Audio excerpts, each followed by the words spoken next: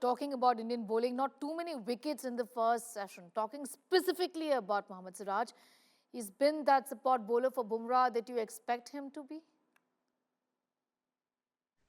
No, he hasn't.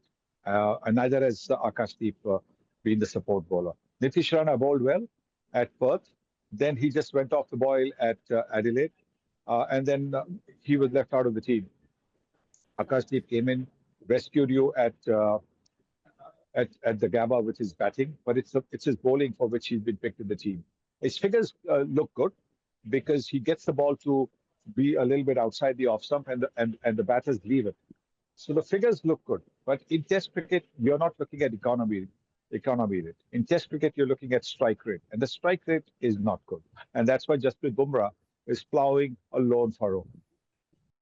You know, half the Indian side is already back in the pavilion and the visitors are still trailing by 310 runs. What do you think is the best case scenario for Team India in the test then?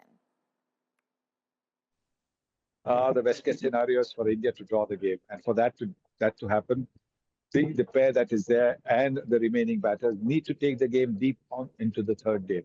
If they can bat beyond lunch, then that will mean that Australia will then have to bat a lot quicker to look at a declaration and try and bowl India out in the fourth innings. So the longer the India team puts Australia on the field, the better it will be for them. You know, Mr. Gavaskar, finally, Steve Smith has also joined your club of 34 Test hundreds. A word on the Australian batter. Not for long. Not for long. I had a word with Steve at the end of the day's play after he had done an interview. And so I said to him, welcome to the 34 Centuries Club. And I know that you're not going to stay in the club long because you might be, forsaking the club and joining the 35 Centuries Club either in the next innings or in Sydney. So he laughed.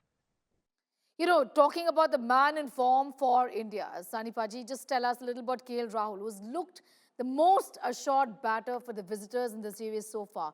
He was dismissed just at the stroke of tea. If I have to ask you to describe that, Pat Cummins' delivery in one word, what would it be?